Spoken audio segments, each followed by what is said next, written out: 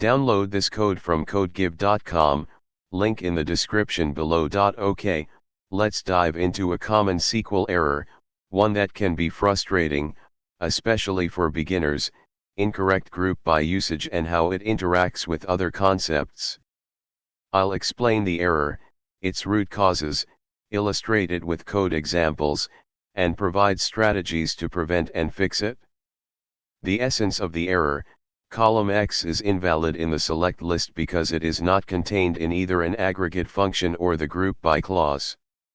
This error typically arises when you are using a group by clause in your SQL query and trying to select columns that are not explicitly part of the group by clause, and also aren't enclosed within an aggregate function, like sum, average, min, max, count. Why this error occurs: the fundamental concept of aggregation.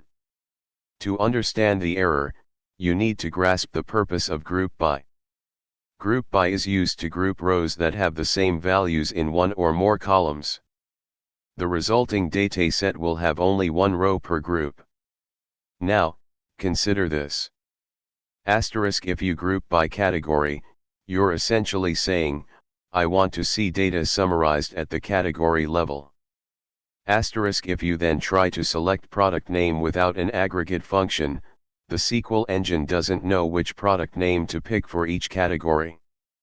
There might be multiple products within a single category. Selecting a specific product is arbitrary without an aggregate. In simpler terms, asterisk: when you use group by, you collapse multiple rows into a single representative row for each group.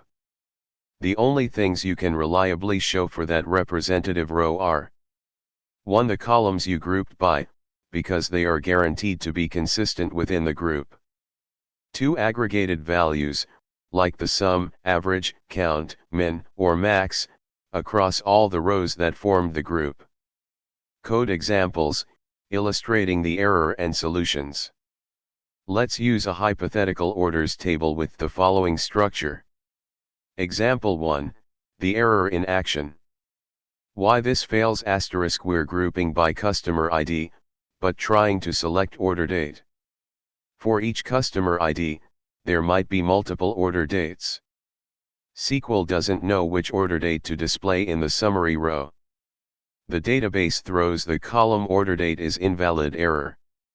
Example 2, correcting the error. Option 1, grouping by order date as well. If you want to see the total order value for each customer on each order date, you need to include order date in the group by clause. Example 3, correcting the error. Option 2, using an aggregate function. If you only care about the overall total order value for each customer, you can use an aggregate function on the order date, even if it doesn't make much sense in this specific example. Here, we're using min, order date, to find the earliest order date for each customer. The aggregate function resolves the ambiguity because it provides a single value for each group. You could also use max, order date, average, order date, converted to a number, or other aggregates if those were more meaningful. Example 4, selecting a non-aggregated column using a subquery, more advanced. Sometimes you do want to display a related piece of information that isn't directly aggregated, but is uniquely associated with the aggregated data. This is more complex but useful in some scenarios. Let's say you want to find the customer who placed the largest order overall, across all their orders. Explanation asterisk. 1. Subquery asterisk: the inner query, select customer ID, sum, quantity asterisk unit price, as total order value from orders group by customer ID, calculates the total order value for each customer. 2. Join asterisk: we join the subquery's result with a customers table, which we assume contains customer ID and customer name. This join allows us to retrieve the customer name after we have the total order value. The customer name isn't part of the group by or an aggregate within the subquery, but it's uniquely related to the customer ID we did group by. 3. Ordering and limiting asterisk. We order the results by total order value in descending order and use limit 1, or top 1 in SQL Server, to get the customer with the highest total order value. Example 5, using any underscore value, MySQL 5.7 plus / MariaDB 10.2.2 plus. In MySQL and MariaDB, you can use the any underscore value function to suppress this error when you know that the values in a non-grouped column are the same within each group. Important caveat asterisk. Any underscore value is primarily intended for situations where you expect the values to be the same within the group, example due to a functional dependency in your data. If the values are different, any underscore value will arbitrarily pick one of them, which might lead to unexpected results. Use it with caution and only when you understand the data. Example 6, string underscore ag, SQL Server 2017 plus, or group underscore concat, MySQL.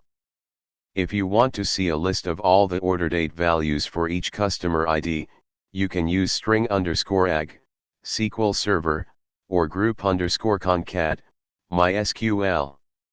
SQL Server asterisk. MySQL asterisk.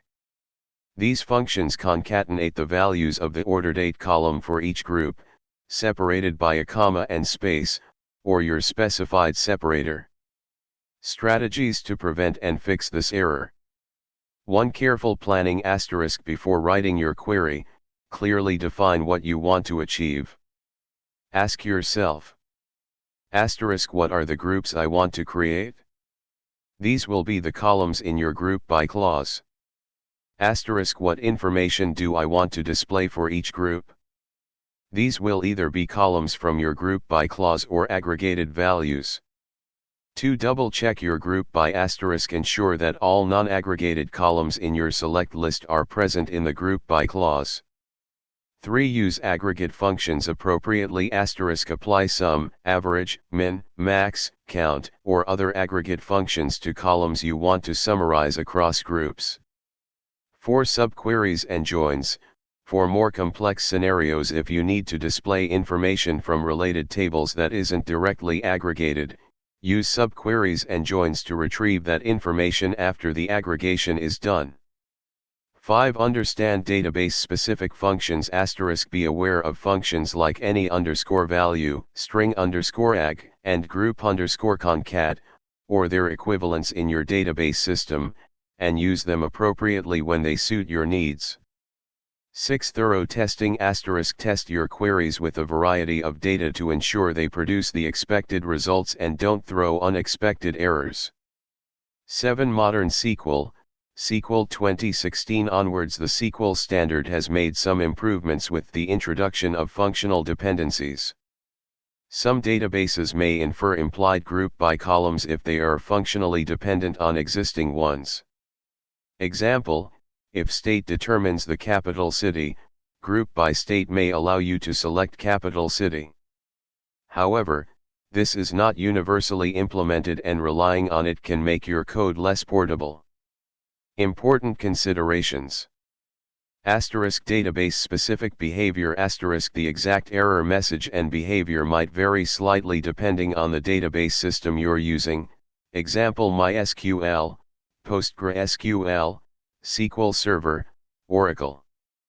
Asterisk. Having clause asterisk. The having clause is used to filter groups after the group by operation has been performed. You can use having to filter based on aggregated values, example having sum, quantity, 10.